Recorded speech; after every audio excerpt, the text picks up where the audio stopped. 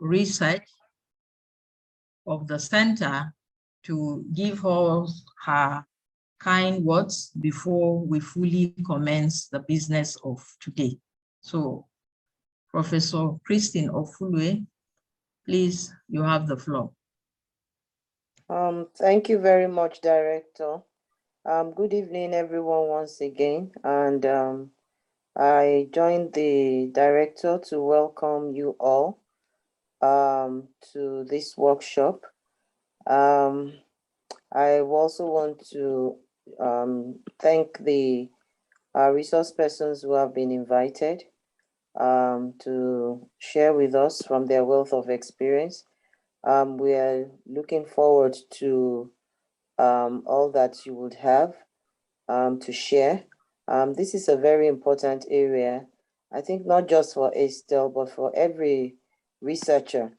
When I saw this link, I immediately shared it with my research team, and I'm glad to see that there are a couple of them in the room, and they got this just a few minutes ago. That's just to show how important that this particular topic is. And at Estelle, as we had earlier said this morning, there are 3 research theme areas, but no matter the research theme areas, what is important is that we're able to disseminate after we've done research, and we're able to communicate our findings in a way that will be suitable or appropriate or attractive enough for high impact journals to want to publish our findings. So with these few words, I want to wish us all well and wish us a fruitful deliberation throughout the course of this workshop. Thank you very much. Okay, that's Professor Christine Ofulwe, the research coordinator of the center. Before we commence, I would like to appreciate Dr. Juliana Ndunagu, who actually came up with this idea and have tried to put together the resource persons that are needed in this workshop. Dr. Vivian Waucha, the Deputy Director, is also here, and we appreciate your being here, as well as other members of the Estelle team that are here with us. From the program that is being shared, we will be talking on 2 points, and I would like to hand over to the moderator for today, who is Dr. Juliana Ndunagu, to carry us through the activities that we have today. Dr. Ndunagu, over to you, please. Thank you, my director. Thank you, all the professors in the house, my colleagues and students. The first activity we have is Introduction to Research by Engineer Dr. Opeyemi Osaniye. Engineer Dr. Opeyemi Osaniye is a senior lecturer at the Department of Computer Engineering, now University of Nigeria. He has published over 35 research articles in high-impact journals and flagship conferences with among the top 2% of world scientists for 2021 in his sub-discipline by Stanford University. In 2019, he won the EURASIP JWCN 2019 Best Paper Award for an article titled Ensemble-Based Multi-Filter Future Selection Method for Distributed Denial of Service, DDoS, Detection in Cloud Computing, written during his PhD exchange visit to University of South Australia, UNISA, from the University of Cape Town, SA. His teaching and research areas spans across cybersecurity, data communication, computer networks, cloud and edge computing, Internet of Things and machine learning. Engineer Dr. Feyemi, you can now start your lecture. Thank you. All right. Thank you so much, Dr. Juliana. Good evening, everyone, and good evening, my professors. Good evening, the panelists. And I want to welcome everyone to this session. All right. So I've been given 20 minutes in as much as we had a debate about that, but then I'll try and manage the time I have to be able to present what I have effectively. So I've called this High Impact Journal Publication Rights Workshop, Introduction to Research. So I have three busy components I'll be talking about this evening. I will start from research because basically the purpose of this workshop is basically to sensitize STL students about how to publish in high impact journal, and where we publish it for basically is the research that we carry out. So I'll be talking about how to effectively carry out our research, and then I'll also be talking about publications, how we can generate publication out of our research, and then finally publish it in high impact journal. All right, so I will start off with some quotes about research basically. So basically the objective of research is to extend human knowledge beyond what's already known. That's really, so basically we're just trying to find out new things and then be able to publish whatever we find out from the research we've conducted. So because, well, the primary word there is basically the search, but then because a search is not always complete when there are grounds to cover. So that's why we always search and research and then try to ensure that we extend human knowledge beyond what is already known. Now, there is a quote by Knapp on being a scientist, and this reads that, but an individual's knowledge enters the domain of science only after it is presented to others in such a fashion that they can independently judge its validity. So that goes to show us that whenever we carry out a research, probably in our master's program or in our PhD program, and the research, well, our findings are not published, that means it automatically want to mean that the research has not been done, basically. We have another quote again from Knapp saying that science is a shared knowledge based on a common understanding of some aspect of physical world. And how can we share? Because if you carry out a research and you don't share your findings, you don't share your observation, it could as well be taken as that the research has not been done. So we could share our knowledge based on in forums like presentations, where you present your findings. And I'm pretty sure that during the process of our students being in Estelle, they will have some seminars where they can share their ideas or some things that they've actually observed during the process of their research. Another means of sharing your scientific knowledge could actually be through publication, which we are emphasizing. That's why it's actually printed in red. Publication in a peer-reviewed journal and conference proceedings. And then you could also share your thoughts or your findings through your thesis, or what we call for master's level, we call it dissertation. So there are actually some few steps which are put together that we need to be cognizant of when we do the research, and those steps will be discussed. Now, the first step is basically because you assign a supervisor as a student, and yourself and your supervisor must agree on an area in which you want to work on. And it's really very, very important for you to pick an area of interest, so that, because definitely in every research, there's always what we call the motivation to research.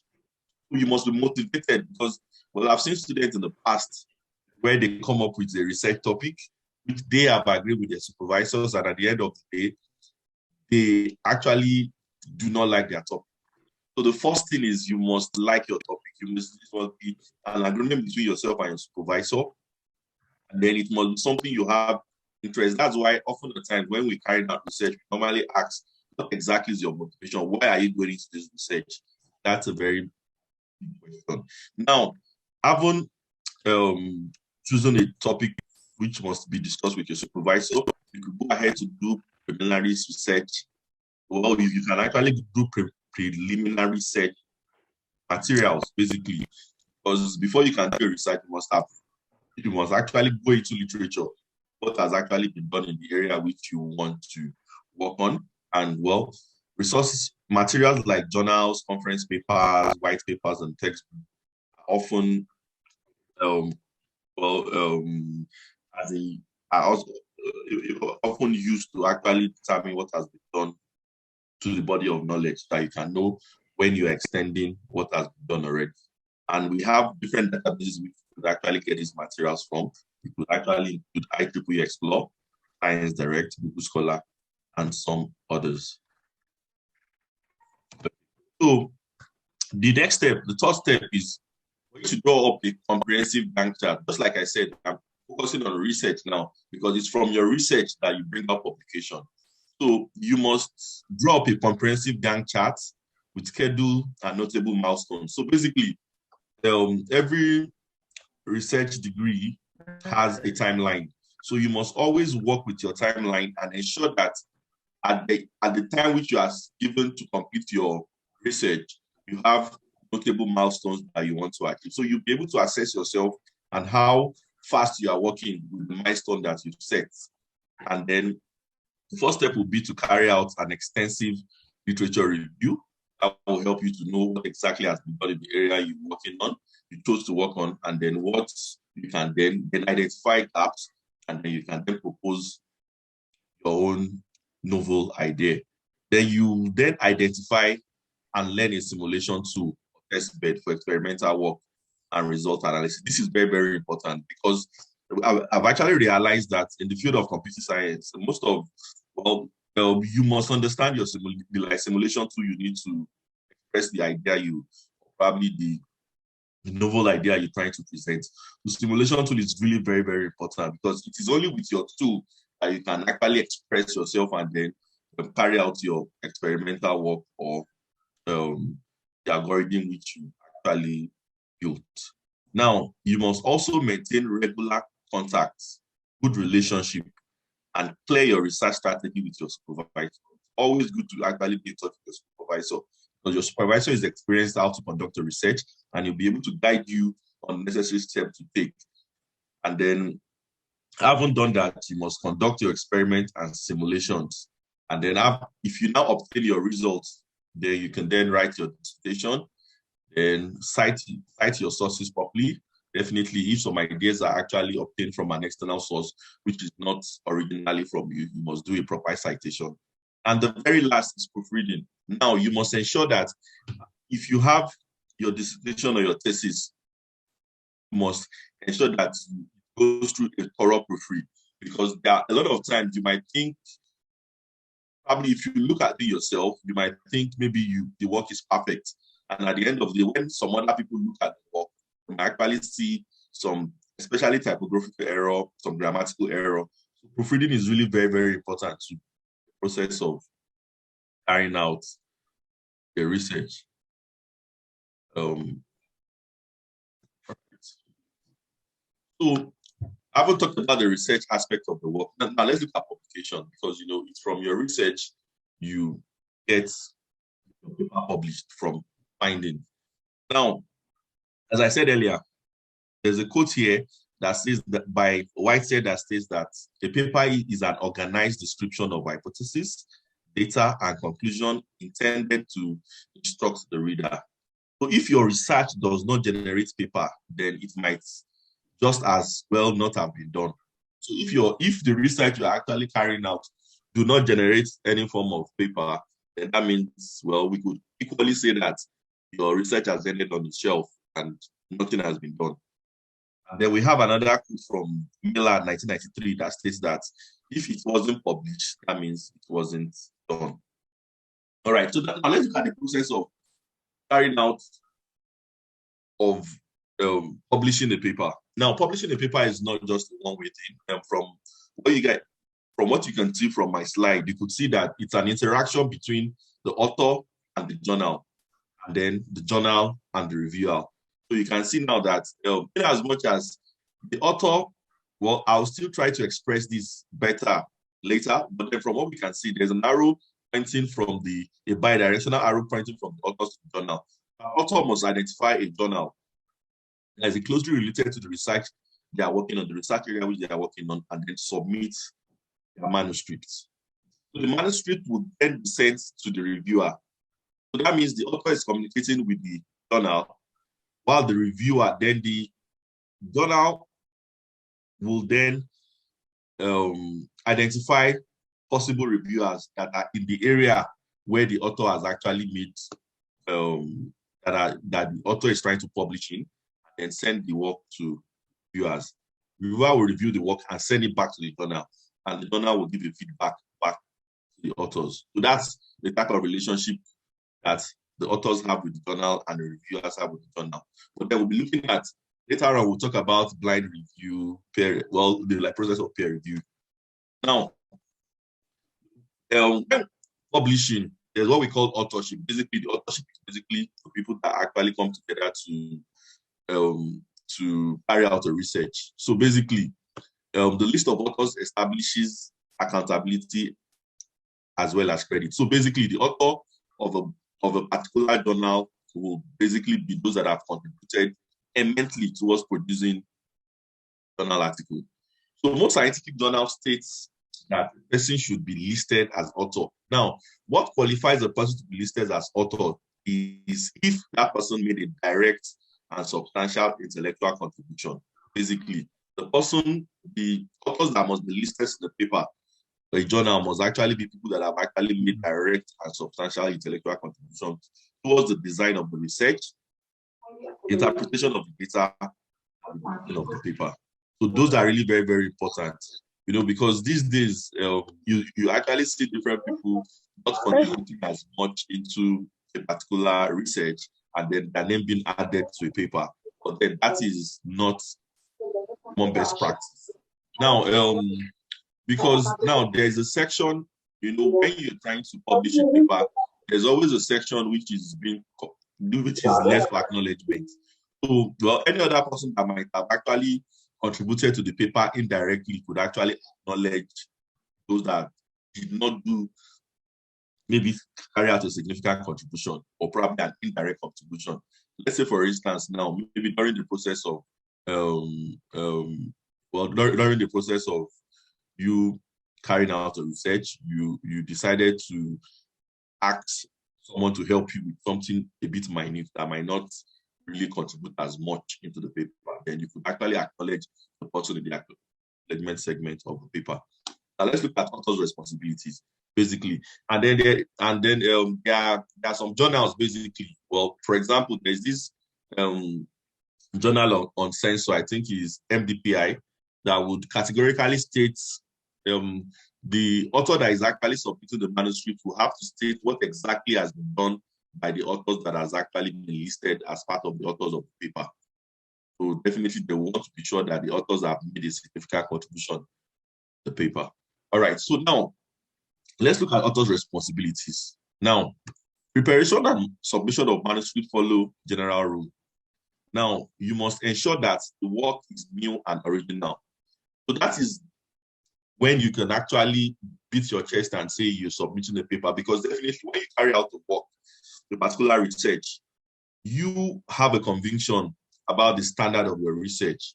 So that will actually automatically propagate to where you think you want to send the type of work to. Because I've seen so many people that will do not too technical work, and then they will definitely know that you cannot send this type of work to a Q1 journal, basically. So they know which particular journal to send some of the work to, depending on the standard. So if you're actually making an original contribution and you have valid points to prove your originality, basically all those type of journals basically be sent to IEM journal. Now, all authors are aware of submission and agree with the content and support submission. Now, this is also very, very important. Anybody that their names must appear as an author of a paper, they must all agree, and they must not be seeing the article for the first time, the manuscript for the first time when submission is being made. They must agree, and they must be aware that their names are actually added to the paper, and they must have contributed substantially before their names will be added. Now, authors must also agree that the manuscript can be examined by anonymous reviewers.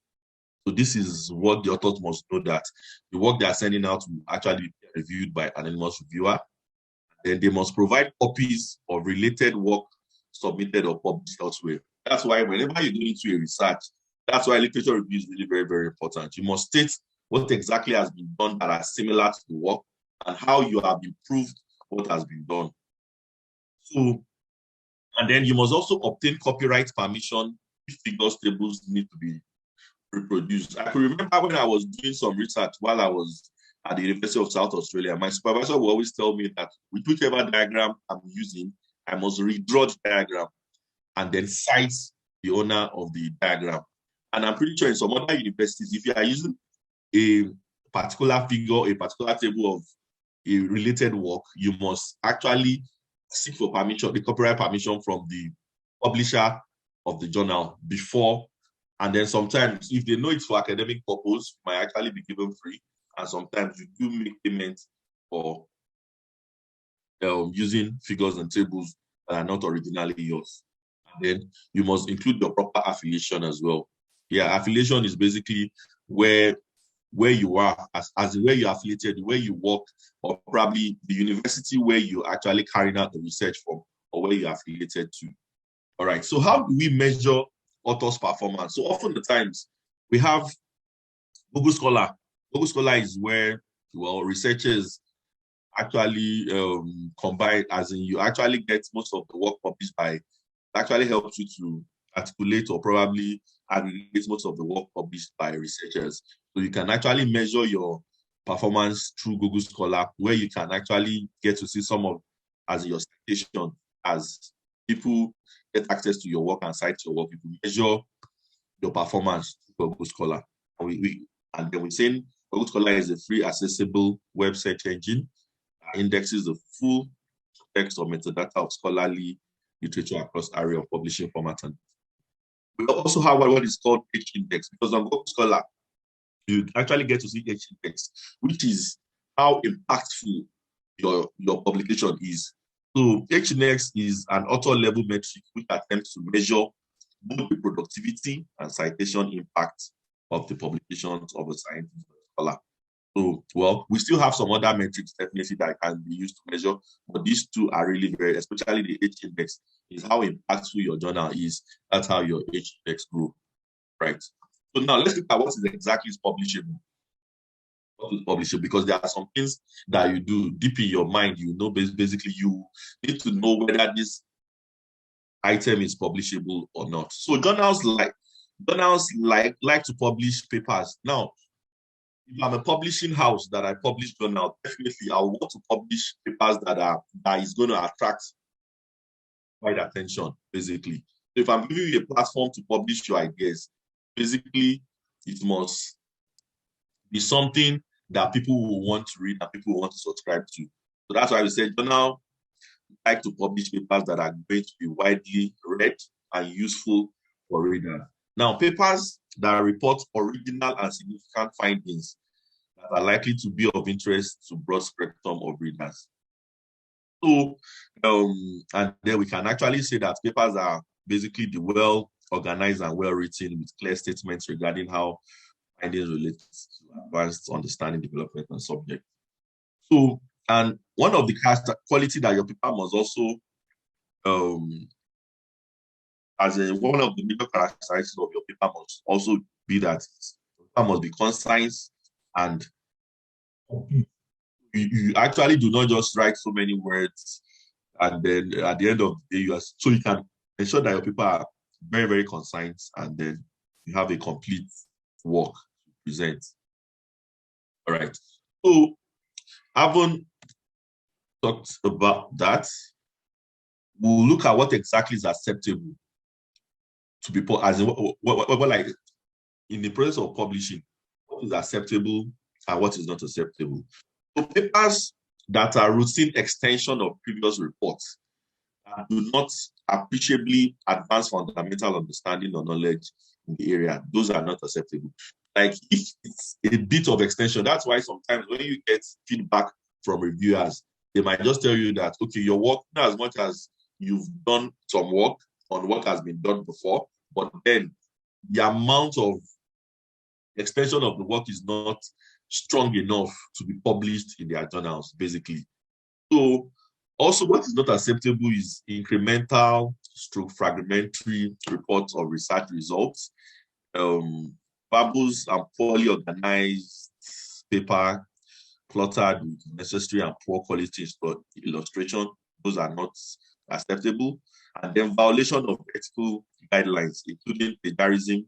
It's another very, very important topic, including plagiarism of any type of degree of others or self, and questionable research practice, QPR. So these are what's basically are not acceptable during publications, as in if you want to publish a reputable journal, these are not acceptable. And we find instances where authors normally send their papers to two publishers at the same time. That is also unethical, because when that is actually noticed, you might be queried, and sometimes some of these publishers might ban you. I know sometimes it can be actually frustrating when you want to publish a work and you've sent your work for over a year and you've not gotten the feedback, especially because when you want to publish it in a high impact journal, sometimes it takes a lot of time. And then some of researchers, by the time they wait for a particular amount of time and they don't get a result, they will want to send it to other journals so that it can actually be reviewed concurrently. That is not an ethical way. Now, and that is why we have what we call research misconduct. When we talk about research misconduct, we mean fabrication, falsification, and plagiarism. So those three keywords are what often constitute misconduct. Now, research misconduct means fabrication, falsification, or plagiarism in proposing, performing, or reviewing research, or in reporting research results. So what exactly is fabrication, and what makes fabrication a misconduct? Now, fabrication is the making up of data or results and recording or reporting them. So when you carrying out an experiment or you're trying to analyze and you decide to make up or you report what was not observed or what was not obtained, then that means you're trying to fabricate your results. So that is a research misconduct. Now, falsification would actually mean that maybe you've obtained a particular result and you had to change it to fit the narrative. That is also a research misconduct. And because I've seen instances where some researchers have published some things claiming that this was what they got, and then they had to be written that they should come and prove what they said they got, and then it became a legal issue.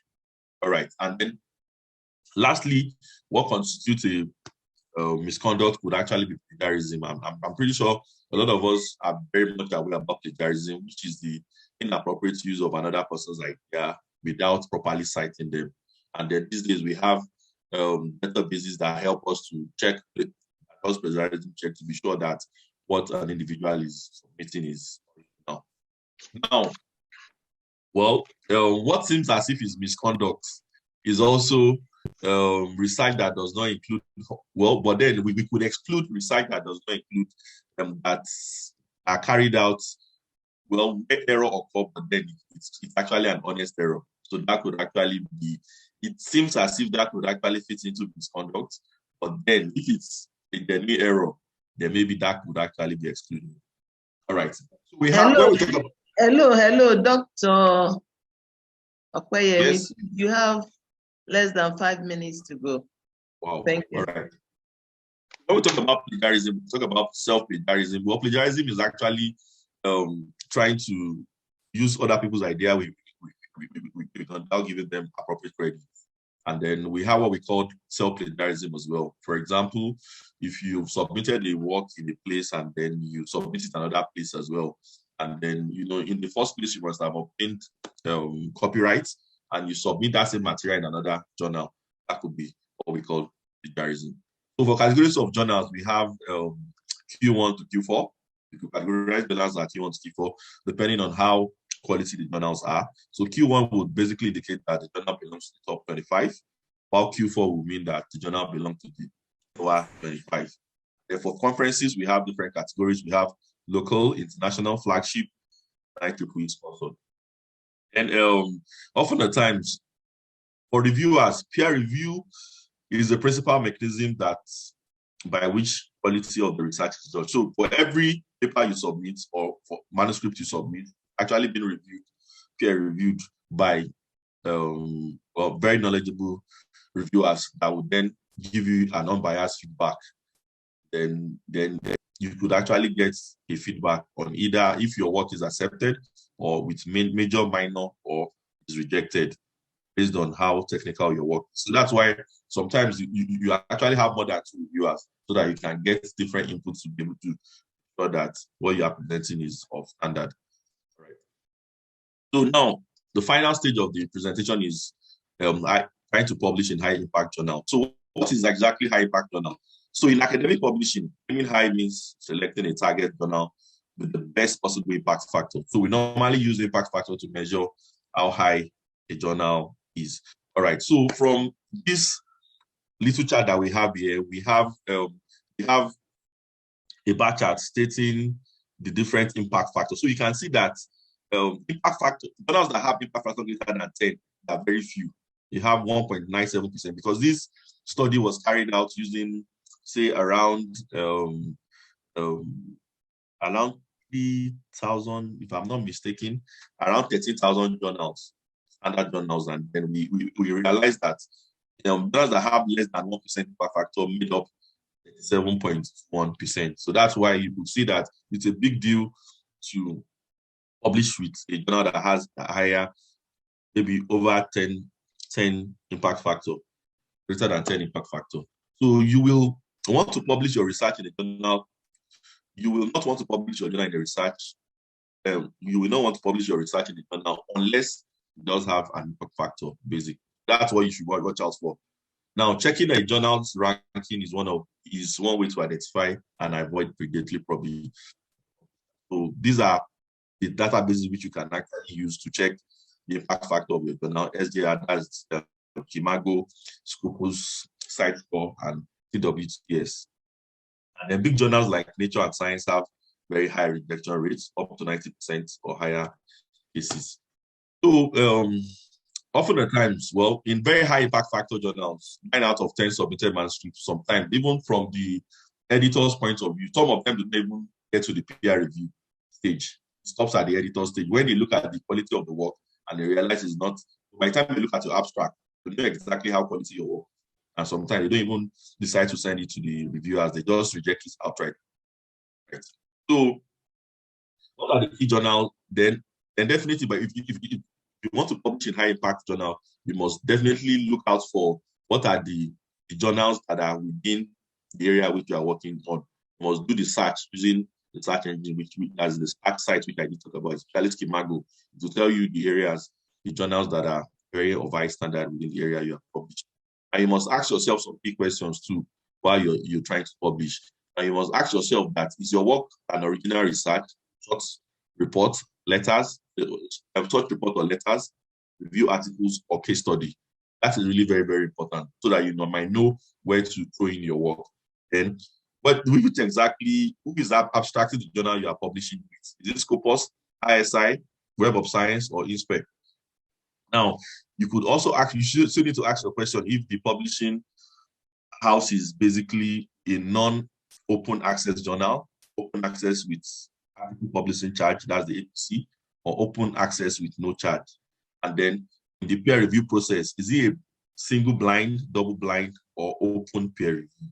And then what exactly is the duration of the review? So these are the questions that you must be able to determine before you send your work to any of these high impact journals. Then your research must also tell a story, basically. It must have a storyline and it must be well constructed. And the questions, your research must be able to answer to how does your work relate to the current hot topic? Because often at times we have been advised to actually go with trending topics, basically. So if you are working on old problem, a lot of journals might not be interested in what you are trying to actually. So you must try and ensure that you go with trending, try to bring up trending solutions. Then what happens after the review process? You get an outcome after your paper has been reviewed. The outcome could actually be accept minor correction, accept major correction, or entirely reject. So if the manuscript is accepted with corrections, then you must address all the comments and indicate where changes has been made in the manuscript. And if the manuscript is rejected, do not lose heart.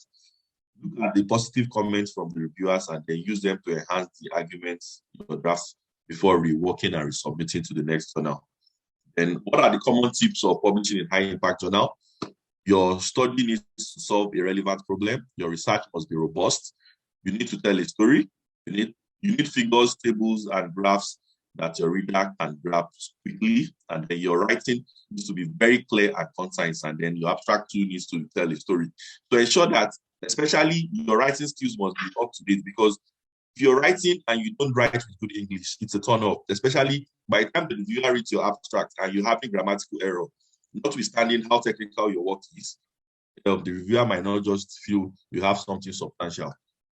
Then you need to follow the journal guidelines meticulously, like the manuscript guideline, including referencing, then clear-cut summary of the entire work, research article, and then your cover letter needs to come in, because you need to write a cover letter while you submit your article publisher. Now we have some, few high-impact journals that have been recommended for different fields that we're taking in. Estelle, we have one for AI, cybersecurity, and MIS. We have some Q1 journals here and Q2 journals. And I think that completes my. Thank you. Okay. Thank you, Dr. Payemi. Thank you very much. I had wanted to stop you, but the lecture is very interesting. And thank you, and thank God that we eventually finished. We appreciate you. Thank you. Thank you. Please, you can now stop sharing so that the second guest lecturer can share his screen. Thank you very much. I think the question will come after the second guest speaker has finished his lecture. The next speaker is Engineer Dr. Onwama Hilary.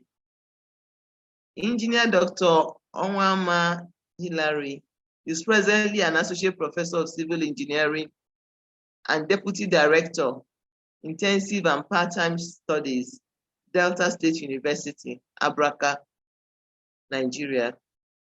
He was head of Department of Civil Engineering from 2017 to 2020. He attained the enviable position of Associate Professor in October 2019 at the age of 37.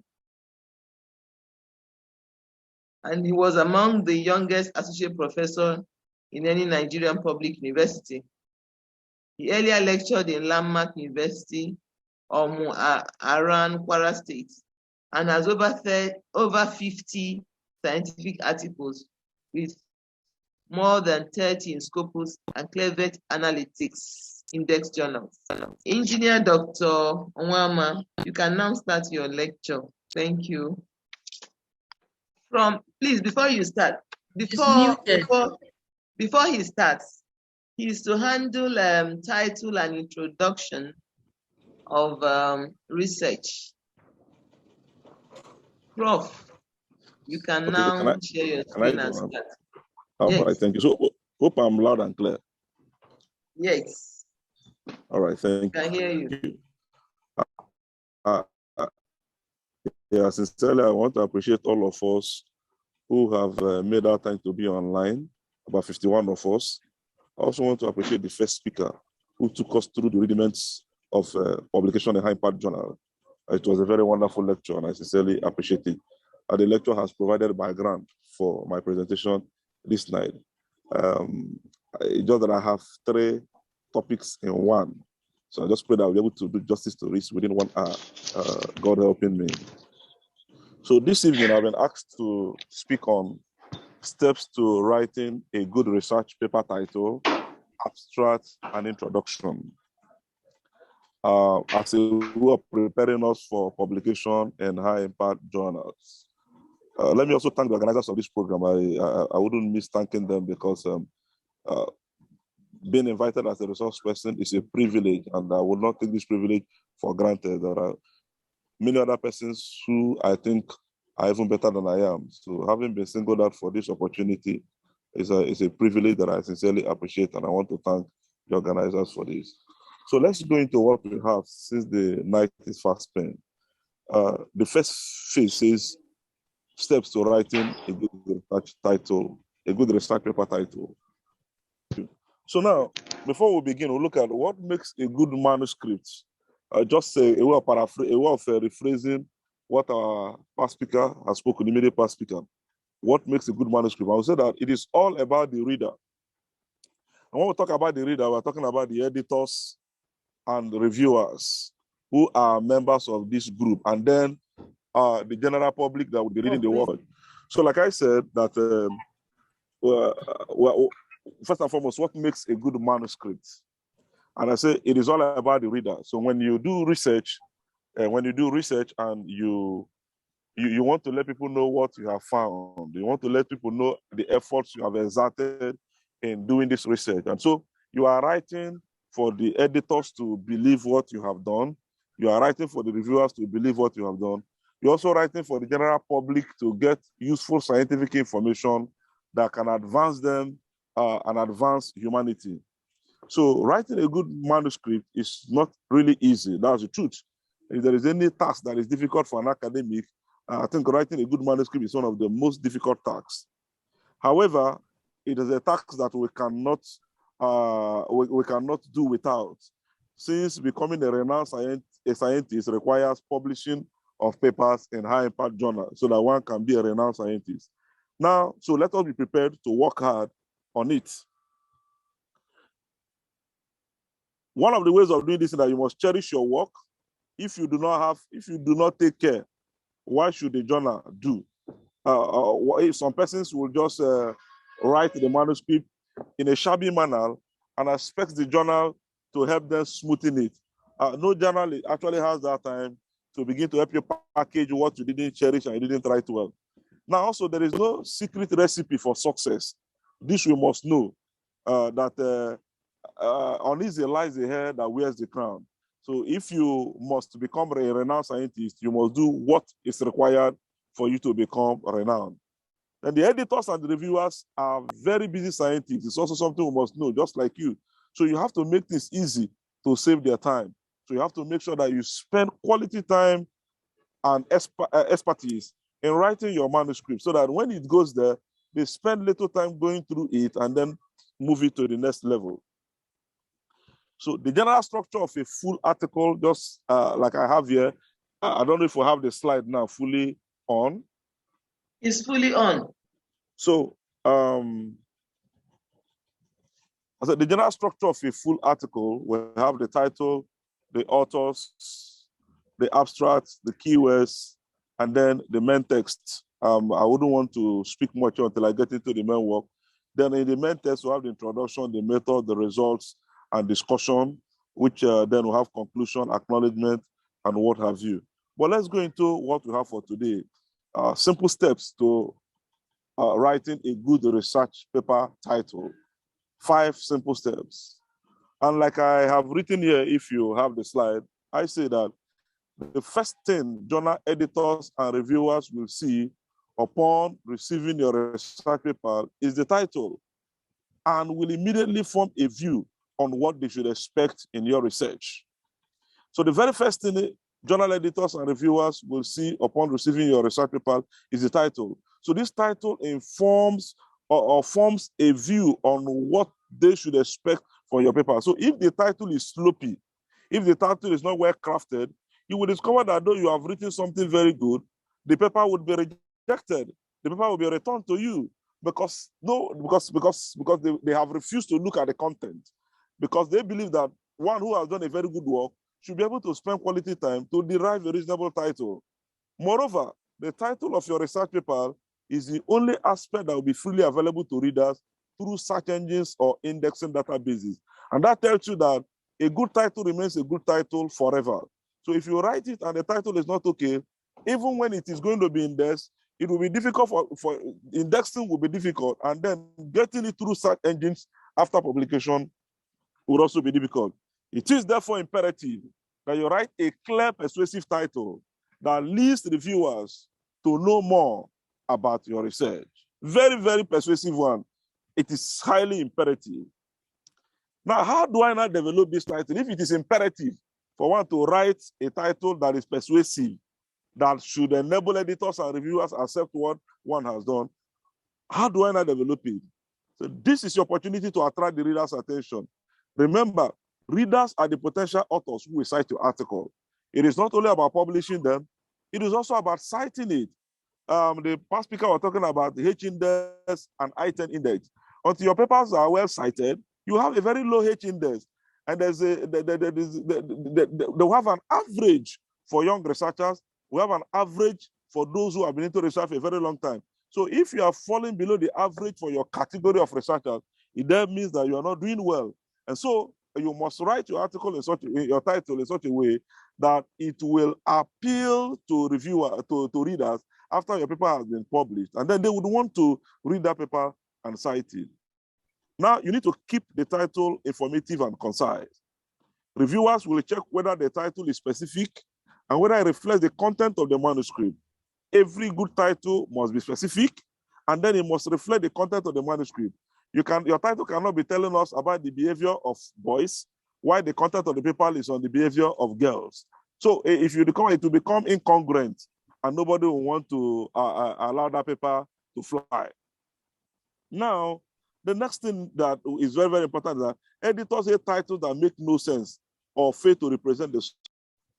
So if the title does not make any sense, you will discover that editors will easily reject such a paper. Yeah, so another thing is avoid technical jargon and abbreviations. Avoid technical jargon and abbreviation. You wish to have a readership as large as possible. So when we are writing titles, we try as much as possible to avoid abbreviation, except when it is absolutely necessary.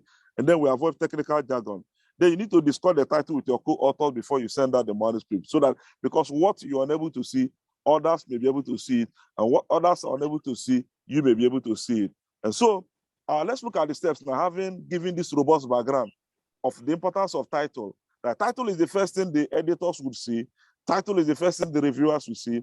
Title will be the last thing that will continue to speak about your paper even after it has been published. That makes it very, very important. However, how come, if title is this important, that people don't give attention to it? How come we still have persons who spend a lot of time preparing a manuscript, and then when it gets to writing the title, they write it haphazardly? That's why I'm coming this evening to give up the steps to writing a good research manuscript. And the first is ask yourself these questions and make note of the answers. Remember that it is better to write your title after you have concluded the manuscript.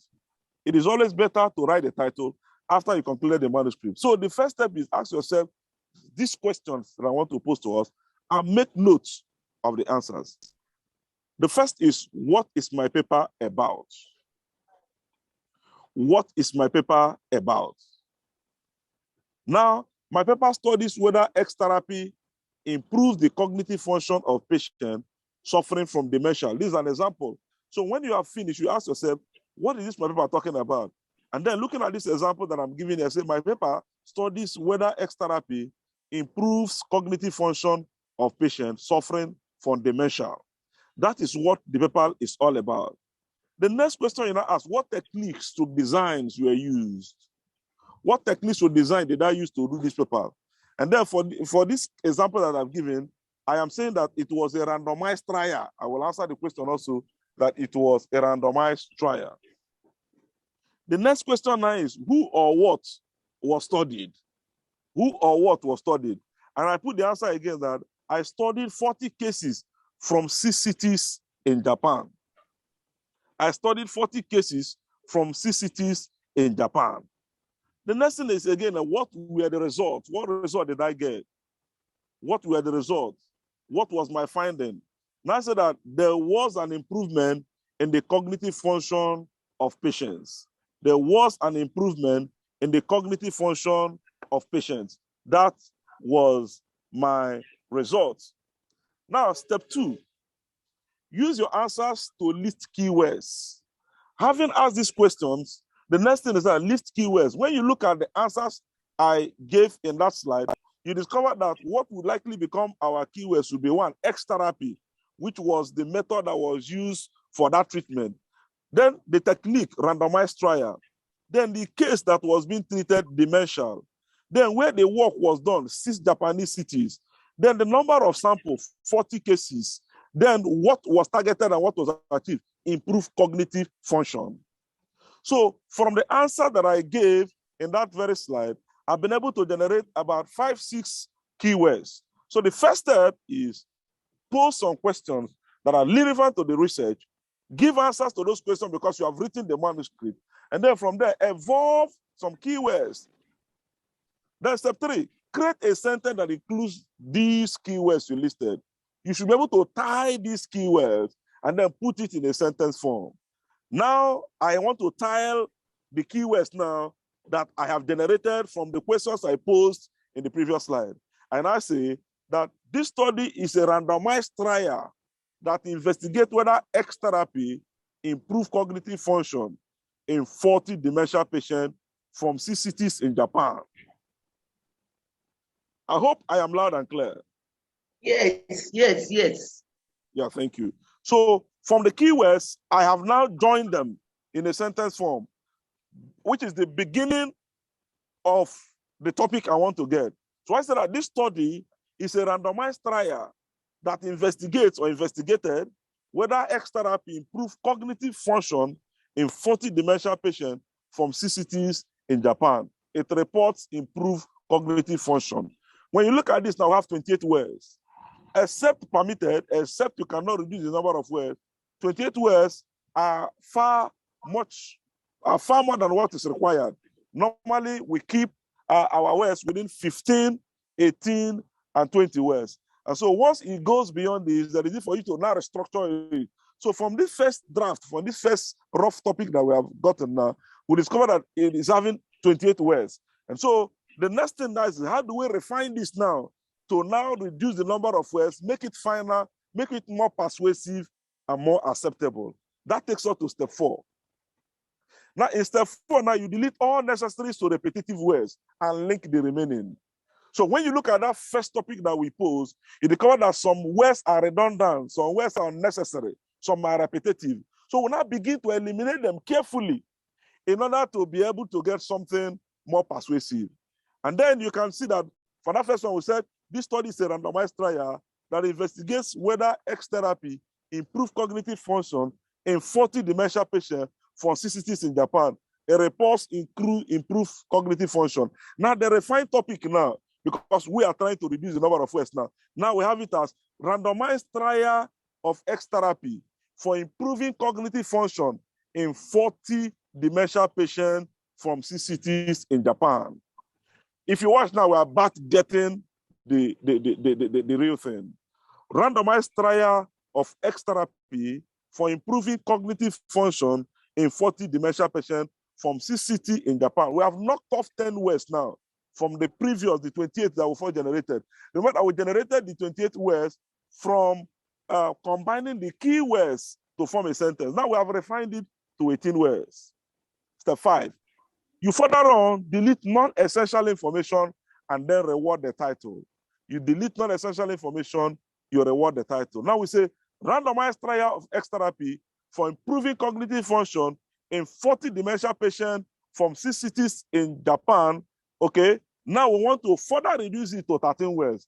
We can now say randomized trial of X therapy for improving cognitive function in 40 dementia patients. We have now eliminated 6 cities in Japan because when you now go through the abstract and the main work, you will now know where the work was done. So we can now leave the topic at this platform, randomized trial of X therapy for improving cognitive function in 40 dementia patients.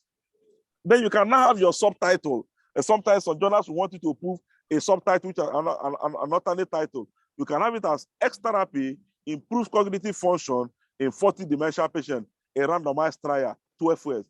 Now we have gotten the topic because the work was about using randomized trial as a method and then using a therapy known as X therapy to improve cognitive function in patients that have gone dementia. So if you look at this topic now, it has given us everything. The technique is there. The medical pattern that was used is there. The kind of patient it was used on is there. And the result obtained, which is improving cognitive function in patients is also there. And so this is the kind of topic that can scale through high impact journals. This is the kind of topic that can enter Q1 journals or Q2 journals. This is the kind of paper, this kind of title that editors who review or editors who look at or who work for private analytic journals will see, and they will grab it with two arms. Anything below this standard, the journal must end up in regional journals, maybe Nigerian journals, faculty-based journals, and what have you. I'm not saying these other journals are bad. However, I'm saying in the global context, these journals cannot give you the kind of impact that journals indexed in Scopus and private analytics would give to you. Now, additional points. Be specific and concise, not too technical. When you are writing your title, you have to be specific, you have to be concise. You do not need to be too technical, because non-medical people like this one I just use as an example will read the paper. Non-computer scientists for a computer paper will read the paper. Non-civil engineers, for those in my field, will read the paper. And so it has to be specific, it has to be concise, it should not be too technical. Now, what are the title dons? What are the title dons? Now, title dons say don't be too broad or too vague. Use your title to state only the most important point in your research. That's what title does. It shouldn't be too broad. It shouldn't be too vague. It is just to state the most important. And what were the most important points in the research I just discussed? That randomized trial was a technique used, through X therapy to look at if there could be improvement in the cognitive function of patients who have gone demential. And for us to do that, we look for 40 patients that have been registered or certified to have become demential. Then they were treated to X therapy.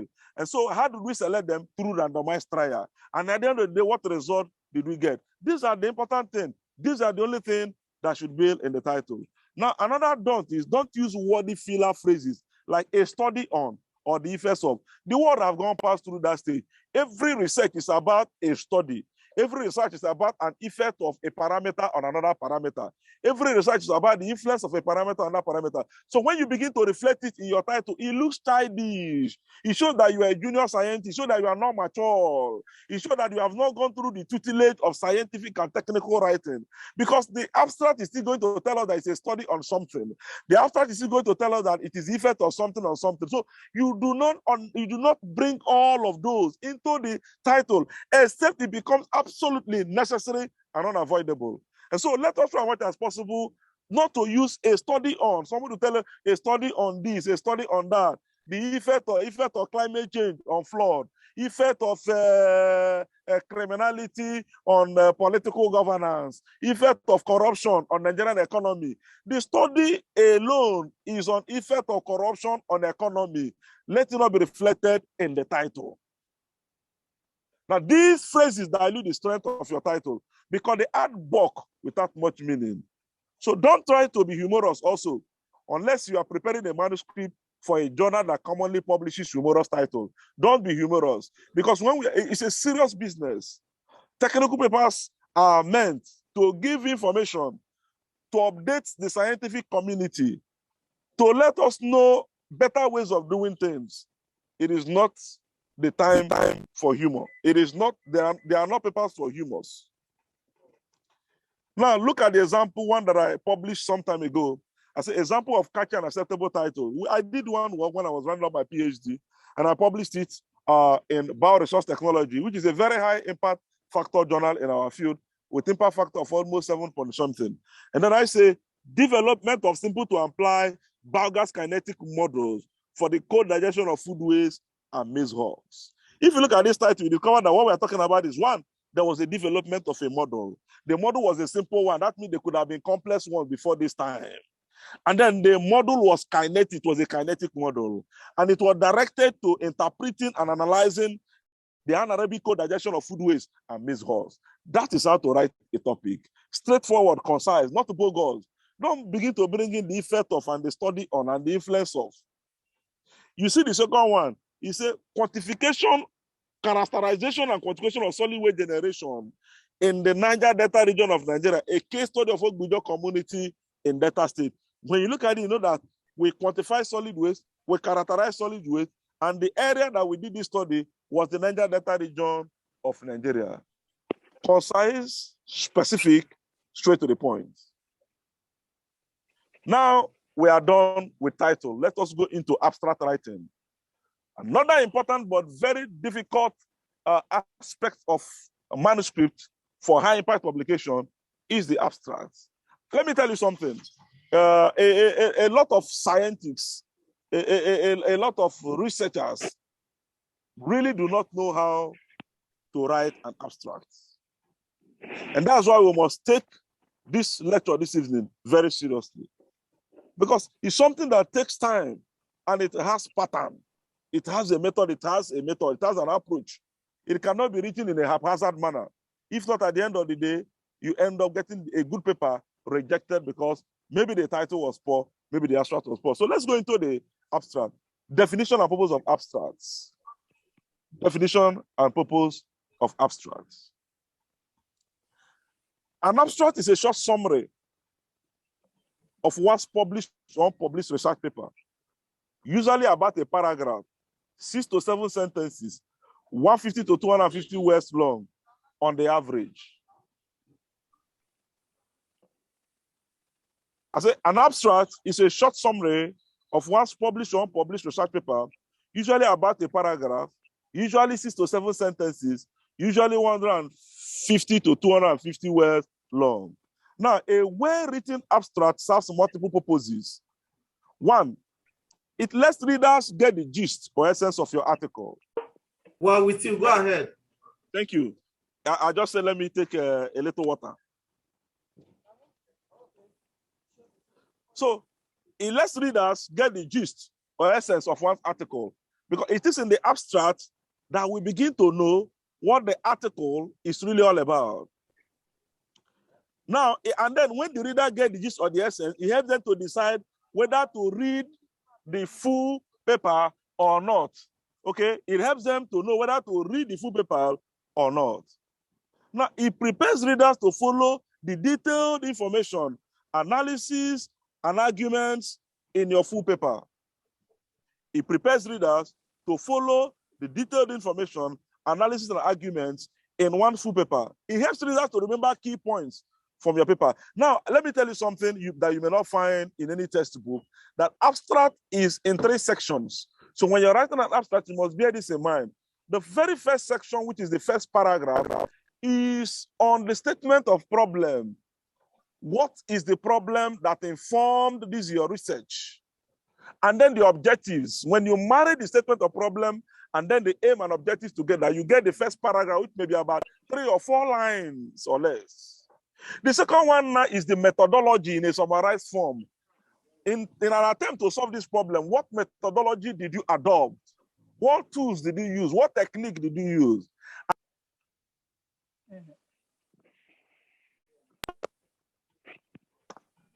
Talks about the result you obtained, now the conclusion, and then if possible, some recommendations. These 3 sections will now be combined together to form an abstract. And so the abstract is very key because it gives a summarized information about the statement of problem, about the technique used in solving the problem, about the results obtained, and then about your own personal view as a researcher.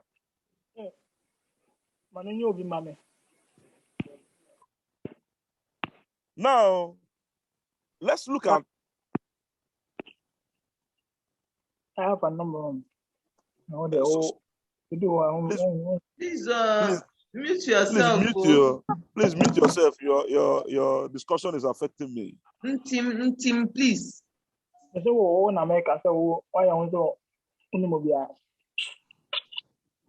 Please mute your phone or set. Please, the ICT person should be able to Can you mute everybody? Who is in charge of the ICT? Please mute everybody.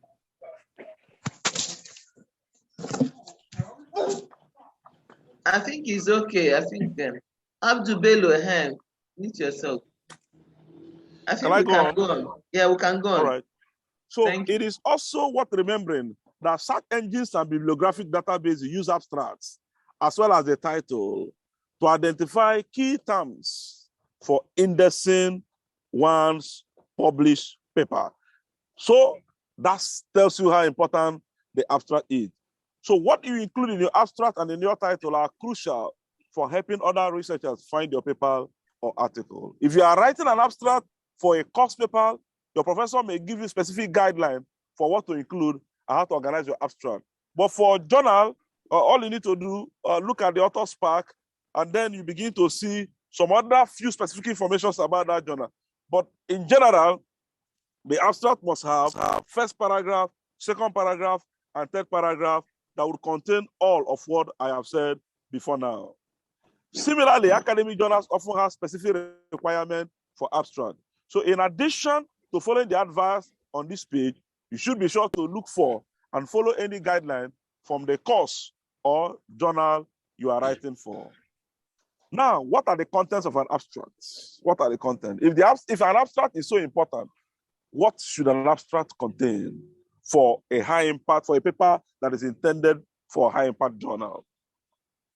Abstracts contain most of the following kinds of information in brief form. 1, the body of a paper will of course develop and explain these ideas much more fully. As you see in the samples below, the proportion of your abstract that you devote to each kind of information and the sequence of that information will vary depending on the nature and genre of the paper that you are summarizing in your abstracts. And in some cases, some of this information is implied rather than stated explicitly. The publication manual of the American Psychological Association, which is widely used, gives specific guidelines for what to include in the abstract for different kinds of paper, for empirical studies, literature reviews, or meta-analysis, theoretical papers, methodological papers, and case studies. Now, here are the typical kinds of information found in most abstracts. The context or background information for your research, the general topic under study, the specific topic of your research. Now, when you want to write your abstract, there must be the background information.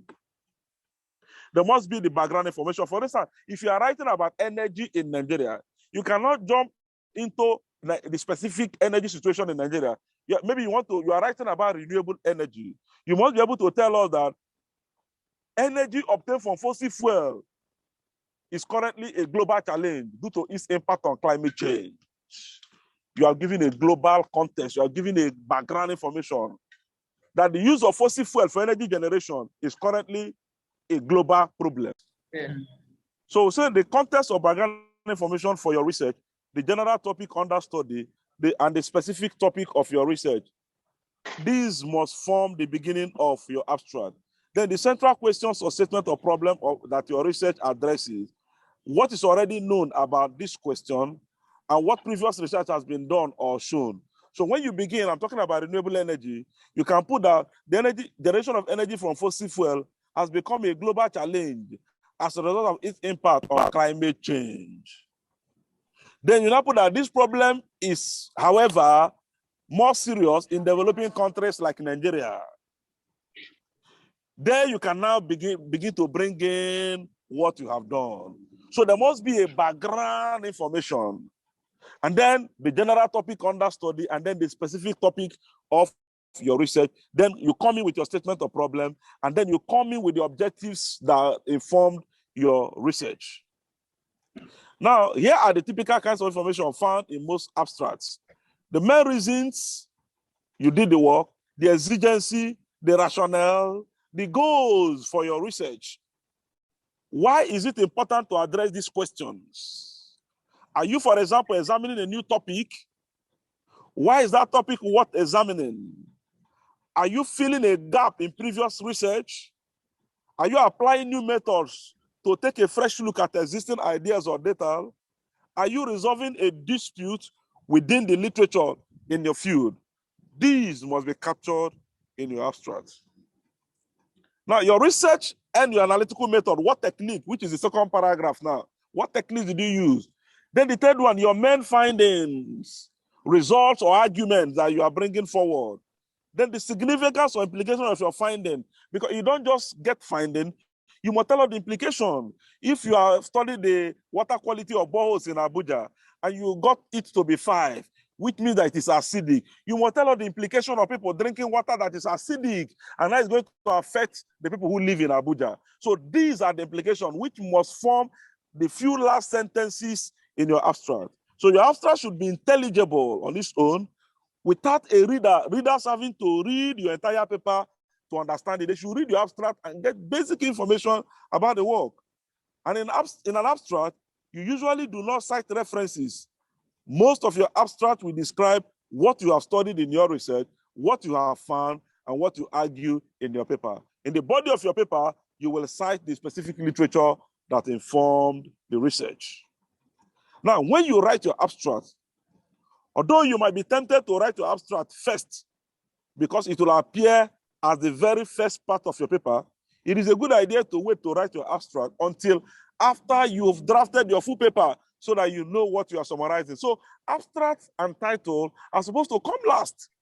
You should have finished writing the paper, and then before you begin to attempt the abstract. If not, you may not have a quality abstract. You may not have the best of abstract to send out to high impact journals. So when? It should always come at the end of writing the manuscript. Now, closing verb sentencing within your abstract. Like in the social sciences, the researchers in social sciences use the present tense to describe general facts and interpretations that have been and are currently true, including the prevailing explanation of the social phenomena under study. That abstract, the abstract in social sciences uses also the present tense to describe the methods and findings, the arguments and the implications of the findings from the new research study. The authors use the past tense to describe previous research alone.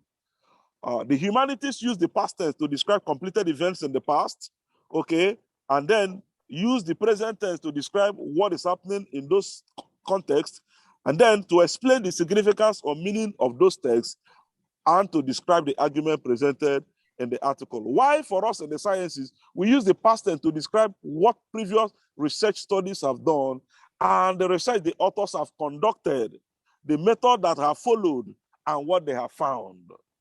In the rationale for sciences or justification for research, we use the present tense. We also use the present tense to introduce our study. For instance, here we report is a way of starting an abstract. And to explain the significance of the study, we can say this reprogramming provides a scalable source for dash, dash, dash, and dash. These are how to start the first sentence of an abstract. Now, additional point, abstract should be short. You do not have to give all the details. It is usually 150 to 250 words of different but joined themes. You can see an example of the one that I extracted from one of my articles I published, the article I showed people that I published in Bioresource Technology. And if you look at it, I have to color it. The first color talks about the background of the study, the statement of problem, and the objective. While the second colored one that is almost in yellow tells us about the methodology that was used to develop the model. And then the last paragraph talks about the result obtained. And this paper, within 1 month, was accepted in a very high impact factor journal, Bioresource Technology, that so many people, even people abroad, are struggling to publish in because it had content, and then it had a persuasive title, and then it had a robust abstract that will give enough information about the work that was done. We published this thing in 2015. Now, having done that, I come to the last phase of my presentation. Like I said today, that I was given 3 papers in one to present, and that's why I am happy that the time was extended so that I can really do justice to it. The third one talks about tips for writing an effective introduction to original research paper. Remember that we have looked at how to develop the research title. We have now looked at how to write the abstract. Now I want to look at the introduction, which is very, very key, very, very important. If you do not know how to write the introduction, you can never have any paper published in high impact journal. Because when you look at every paper published in reputable journal, you discover that the introduction is always mouth-watering. The introduction is always persuasive, it's always welcoming, it's always informative. So how do you write an informative introduction? How do you write a good introduction? Now, I tell us that after the title and abstract, the introduction is the next thing your audience will read. So it is vital to begin strongly. You must begin strongly and begin well. The introduction is your opportunity to show readers and reviewers why your research topic is worth reading about and why your paper warrants their attention. The introduction serves multiple purposes. It presents the background to your study, introduces your topic and aims, and gives an overview of the paper. So when you're writing your introduction about renewable energy, you must tell us why renewable energy, what are the problems about fossil fuel, what is the world doing about it, and then you relate it to Nigeria. What is Nigeria's dependence on fossil energy? What is Nigeria doing about renewable energy? Then why your research? That's introduction for you. So the introduction should give a background. Even somebody who doesn't know anything about renewable energy will read your introduction and then begin to romanticize it, begins to enjoy it, and would want to read other aspects of the paper because you have written it in a manner that is very interesting and very persuasive. Okay, so a good introduction will provide a solid foundation and encourage readers to continue on to the main parts of your paper, which is what are these main parts? The methods, result, and discussion. Now, in this presentation, I present to us 10 tips for writing an effective introduction. These tips will apply primarily to full papers and letters reporting original research results. Some other tips can be obtained from the author pack of a particular journal. Number one, start broadly and then narrow down. When you are writing a good introduction, you start broadly, then you narrow down. So in the first paragraph, briefly describe the broad research area and then narrow down to your particular focus. This will help position your research topic within the broader field, making the work accessible to a broader audience, not just specialists in your field. Like I was talking about renewable energy. Okay, let's use a common problem in Nigeria. We're talking about water quality, and you want to write introduction about drinking water quality in Abuja. Now, you begin from the general perspective by letting us know that drinking water that is polluted can lead to a series of health challenges in the life of people. Then you can tell us the number of persons who die globally from drinking contaminated water. Having said it now, you now tell us the number of persons in Nigeria who may not have access to safe water. And then you now begin to narrow it to the consequences of drinking unsafe water, such as taking in of heavy metals, which can lead to loss of fetus, which can lead to several nervous problems, and all of those. Having done that, you now narrow the research. So you begin from the broader perspective on water quality, broader perspective on drinking of contaminated water, and then you narrow it down. Okay, this will help position your research topic within the broader field and then makes it more accessible to a broader audience. Number two, state the aims and importance. The aim of your study must be reflected in the introduction. If the introduction does not carry the aim of your topic, then it becomes an issue. Papers rejected for not showing the importance of the topic or lacking clear motivation, you usually neglect this point. So you must let us know that as far as the authors are concerned, there is no scientific paper that has studied the impact of drinking contaminated water in Abuja. And Abuja is the federal capital territory of Nigeria. Hence, houses a large number of civil servants, students, and what have you. So you must let out the importance. You may tell us also that though the water quality status of drinking water in Abuja had been studied, but this study was limited to potable and searching water, that no research has been done on testing the water quality for boreholes, hence this study. So your second, the second thing you do in introduction is to state the aim and importance. Why this research? Tell us why the research is important. And let me tell you, that is when you establish the novelty of the work. So it is up to you to establish the novelty of your work, to tell us what is lacking in the scientific community, what is lacking in the body of knowledge, what is lacking in your community that has informed your research. Number three, cite thoroughly, but not excessively. Cite thoroughly, but not excessively. Now, instead of simply saying that the topic is important, show why it is important. You don't just keep telling us the study of contaminated quality drinking water in Abuja is important. How is it important? Tell us how many people die yearly from drinking contaminated water. How many children are affected? How many women are affected? Tell us how much do people, what distance do people trek to get water in Abuja? You understand me? Why the reliance on borehole? What is the state of public water supply in Abuja? These are very, very important. Now, while you are doing that now, you need to cite literatures that will show what is existing, that will now let us know the gap, whether you were able to articulate the gap that exists in literature before you began the research. And so you must be able to let us know. But while you are citing, don't oversight. For example, you can tell us that drinking contaminated water is dangerous to health. And then you cite 2 articles that are recent, and you move on. Some people will cite 10 articles for this simple sentence. And then they will cite this some published in 1956. Before the university they got their first degree was established. Some 1977, 1984. Why don't you just look for a recent paper that is saying the same thing that those papers of 1956, 1976, you understand me, are saying, and then cite that recent paper.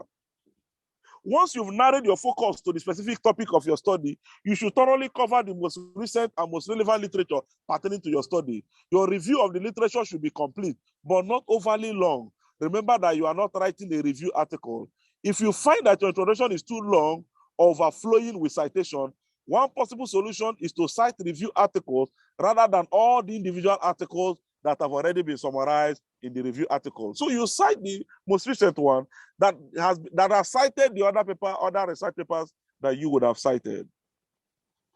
Now, avoid giving too many citations for one point. Consider the following sentence.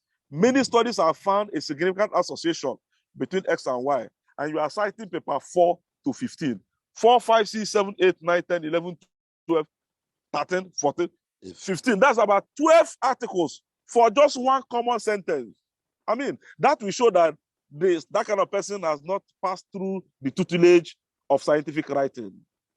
You cannot cite all of that. 2 articles are enough, or 3.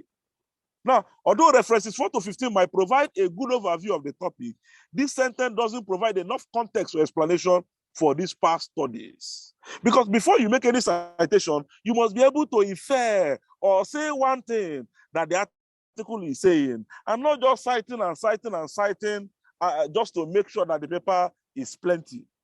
So if all of these references are worth citing, they should be discussed in greater specificity. For example, a significant association has been found between X and Y in men, 4 to 7, women, articles 8 to 11, and children, articles 12 to 15. Then it will be relevant because you have now introduced some higher level of specificity. That articles 4 to 7 are talking about this relationship in men. Then articles 8 to 11 are talking about this relationship in women, and articles 12 to 15 are talking about this relationship in children. So you must make sure that you do not just dump citations, that you refer to them and then you give some level of greater specificity. Number 5, clearly state either your hypothesis or research question. For research in empirical sciences, stating a hypothesis can be an effective way of framing the research. But if the research is not in the empirical sciences, state the problem. So your introduction must contain the hypothesis or contain the statement of problem. So that while we are reading it, we are seeing, oh, so this has not been taken care of in the world of research. And then we begin to appreciate your efforts and your energy. We begin to admire the paper because it is bringing something marginally new to the body of knowledge. So for instance, instead of stating, in this study, we show that X is related to Y by method A, you could say in this study, we hypothesize that X is related to Y, and we use method A to test this hypothesis. Very mature. For research in formal science or exploratory research, you could consider stating a research question instead. In this study, we examine the following research question. Is X related to Y? Note that the research question does not always have to be stated in the interrogative form with a question mark. Instead, you can put the question in a declarative sentence. In this study, we investigate whether X is related to Y. That's okay. In this study, we investigate whether X is related to Y. We investigated whether rural Nigerian communities have access to 3-hour power supply a day. That's a statement of problem. Hypothesis and research questions are effective because They help give shape to the paper and serve as signpost phrases that guide readers through your paper smoothly. Point number 6. Consider giving an overview of the paper. Consider giving an overview of the paper. Example structure of an introduction, introductory paragraph.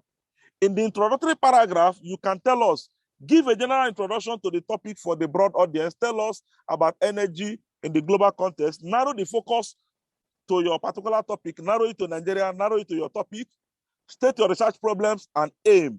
This will be your first paragraph. Second paragraph, literature review. Summarize the relevant literature on your topic, what has been done by others, and what were their findings. Now describe the current state of art about that topic within the global context and the local context. Now, note any gaps in the literature that your study will address. What are the gaps? These all form another paragraph. Then the next paragraph, research target, usually one paragraph. State your hypothesis or research question. Describe briefly how you will accomplish your aims and give a preview of your main result and state the contribution of the work, which is optional anyway. Now, paper overview, optional, should be about one paragraph. Give a section by section overview of the paper's content. For some journals, this one is not necessary, it's optional. An organizational overview is more common in some fields than others. It is particularly common in technology, but less so in medicine and engineering, and then in some sciences. In the last paragraph of your introduction, consider giving a section by section overview of your paper if it's appropriate. This one is optional. If the journal requires it, you can do it, but it is an optional thing. Number 7, keep it short. Try to avoid an overly long introduction. A good target is 500 to 1,000 words. Although checking the journal guidelines and past issues will provide you the clearest guidance. And so once your introduction is getting above 1,000 words, watch it. You are telling some stories that are not necessary. And once it is below 500 words, watch it. There are some important information you have not brought on board. So it is, a standard one is between 500 to 1,000 words and would give us a background and a contextual representation of everything you have done. Number 8, show, don't tell. One goal of the introduction is explaining why your research topic is worthy of study. That is one goal of it. One of the most common pitfalls is to simply say, subject A is important. Instead of simply saying that the topic is important, show why the topic is important. Tell us, why is it important? Don't just tell us that the topic is important, that study on renewable energy is important. No. Let us know that study on renewable energy is important, as renewable energies are required to reverse the destruction of the climate that has been enabled by the use of fossil fuel. Tell us why it is important. Classically, for example, instead of writing the development of new materials is important for the automotive industry, you could write the development of new materials is necessary for the automotive industry to produce stronger, lighter vehicles, which will improve safety and fuel economy. This is mature. For somebody who is not mature at writing, we just write the development of new material is important for the automotive industry. And it doesn't make any sense. The paper can be thrown away. But when you now put it that the development of new material is necessary for the automotive industry to produce stronger, lighter vehicles, which will improve safety and fuel economy. That gives us the reason why a study on new material for the automotive industry is necessary and apt. Number 9, don't bury your readers in detail. In the introduction, if your paper is in the field that commonly summarizes the study's main result before starting the method, you should avoid stating too many detailed results because these results need the development in other sections of your paper to be properly understood. Instead of saying, we find that our algorithm requires 55% of the memory and 45% of the computational time of the conventional algorithm, it's really better to give a general overview of the findings in the introduction. You can say, here we compare the proposed algorithm with a conventional algorithm in terms of memory use and computational speed, showing that the proposed algorithm is both smaller and faster. Some other style guides suggest holding back the main result to build suspense. But now, journals in many fields, like medicine, being a notable exception, encourage giving a preview of your main results in the introduction. Number 9, I'm about concluding. Number 10, rather, check the journal requirement. Many journals have specific requirements for the introduction in their guideline for authors. For example, there might be a maximum word count stated, or the guideline might require specific content, such as a hypothesis statement or a summary of your main result. But all in all, you need to check the requirement, having written an appropriate introduction. Before I do my concluding remarks, I want to give a recap of what I've presented today. First was how to write a title. And I said, for you to write a proper title for a manuscript that will enter into high impact journal, you need to first and foremost do the paper itself, write the manuscript. Having written the manuscript, you now need to ask yourself some questions, and then you answer those questions. Questions like, what was this study about? What method was used? What were the findings? And then you give answers to this question. Having given answers to this question, you now generate keywords from those answers. What are the keywords? What words are very important and very peculiar to those answers you have given? You use it to generate your keywords. Having generated your keywords, you tie your keywords into a sentence. Having formed the sentence, you now begin to work on this sentence until it becomes persuasive, until it becomes clear, until it becomes concise, to give the kind of topic that you want. Now, having gotten the topic, the next thing is abstract. And after that, in abstract, you write it in 3 sections. However, those 3 sections are not distinct. You combine it together. The first section talks about the statement of problem, the background of the study, the statement of problem, the background of the study, the aim and the objective lumped together in a very summarized and persuasive manner. And the second one talks about the methodology. How did you go about solving this problem that you have stated in the first paragraph? And the third one talks about your findings, your results, and then your argument that you are bringing forward, and then the implication of your study. Having done all of this, you put it together, gives you your abstract. And I said it's usually between 250 words, between 150 words to 250 words. It could be a little longer, it could be a little less, but on the average, it's between 150 words to 250 words of 3 sections combined together. And then we moved to the introduction. I would say that the introduction is very key, very, very important, because it is in the introduction that you now begin to tell us why you engage in this study, vis-a-vis what exists in the body of knowledge, vis-a-vis what others have done, vis-a-vis the results they have obtained. You now begin to tell us the importance of studying renewable energy in the African context. You now begin to tell us how much fossil energy has destroyed the atmosphere. You now begin to tell us the relationship between fossil fuel and greenhouse gases, and the relationship between greenhouse gases and climate change, and the relationship between climate change and some of the problems we are facing today, like flooding, changes in season, and all of those. And then, having done all of this, now you now come with your aim and objective, followed backed up by the statement of problem, to give a well robust introduction. When you do all of this, and then your result is intact, your methodology is intact, your conclusion is okay, there's no way that paper will not be accepted in a high impact journal. So, concluding remarks, I would like to close with one last piece of advice. When you begin drafting a paper, the introduction should be one of the first things you plan. The introduction serves as the roadmap for your paper by clearly stating the study's background, aims, and hypotheses, so research question. The introduction can guide you as you write the rest of the paper.